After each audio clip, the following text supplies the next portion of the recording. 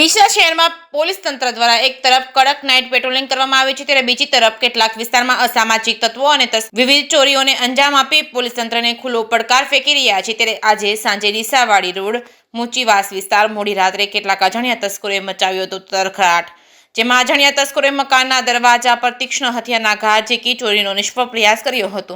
ત્યારે મકાન માલિકે વહેલી સવારે આ મામલે પોલીસને જાણ કરી છતાં પોલીસ તંત્ર દ્વારા કોઈ પણ પ્રકારની કાર્યવાહી હાથ ધરવામાં ન આવતી હોવાના મકાન માલિક દ્વારા આક્ષેપો કરાયા હતા અને જણાવ્યું હતું કે સતત ત્રીજી વખત આ તસ્કરોએ મકાનના દરવાજા પર તીક્ષ્ણ હથિયારના ઘા ઝીકી ચોરીનો પ્રયાસ કર્યો છે। વળી ચોરી મામલે પોલીસ તંત્ર દ્વારા કોઈ કાર્યવાહી ન કરાતા મીડિયા સામે મકાન માલિકે પોલીસની કામગીરી સામે રોષ ઠાલવ્યો છે। જેકેએસની ગુજરાતી સાથે ભરત ઠક્કર, ડીસા। હું ઘનશ્યામ મોચી તો અમે આ વાસમાં રહીએ છીએ 4 વર્ષોથી લઈએ, કોઈને ઝઘડો બીજો નથી, પણ આ લોકો પહેલી વાર ચોરી કરવા આવ્યા, ચોરી કરવા ન દીધી એટલે બીજી વાર આવ્યા, હથિયાર લઈને આવ્યા, ત્રીજી વાર રાતે વરે આવ્યા એ લોકો, એટલે પોલીસની કોઈ જાણકારી નથી।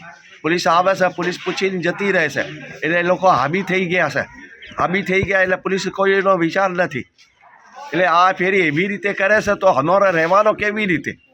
મોદીનો રાજ છે કે ટેકરાવાળાનો રાજ છે? હા, એવી રીતે કરશે તો અમે રહીશું કેવી રીતે? આ લોકો એવી રીતે એ લોકોને ખબર નથી, હજી લોકોએ પીછો છોડ્યો નથી, હજી એવો ને એવો લોકો દાદાગીરી જ બતાવે છે। અને અમે એવી રીતે રહીશું તો અમારે કહેતો તો અમે મકાન છોડીને જતા રહીએ, અમે બીજી વાસમાં રહીએ।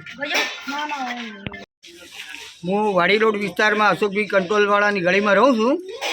આ વારાઘડીએ આવી રીતે ધમકી આલે છે ને આ ઘરમાં તોડફોડ કરે છે અને આ આવી રીતે બારિયાન તલવારો લઈને આવે છે। અમે પોલીસ સ્ટેશનમાં રજૂઆત કરી પણ પોલીસ સ્ટેશનવાળા હજી તો કોઈ એક્શન લીધું નથી। તો હવે અમારે શું કરવાનું? અમારે કોઈ સિક્યુરિટી નથી, કોઈ વ્યવસ્થા નથી, કોઈ કેમેરા। હવે આવી રીતે આ ત્રીજી વાર અટેક કર્યો છે। શું નામ તમારું? મારું નામ મુકેશભાઈ ઘનશ્યામભાઈ મોચી।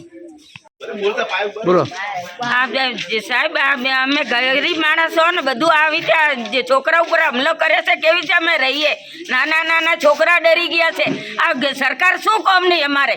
આ તો એવી રીતે પોલીસ વાળાને અરજી કરી તો કહીએ ગલીમાં આવો તો કોઈ આવતા નથી ને અમે ડરીને કેટલાક રહીએ ને પછી ઇલેક્શન વાળા આ શું કરે? આ બાજુ કેમેરાની જરૂર છે।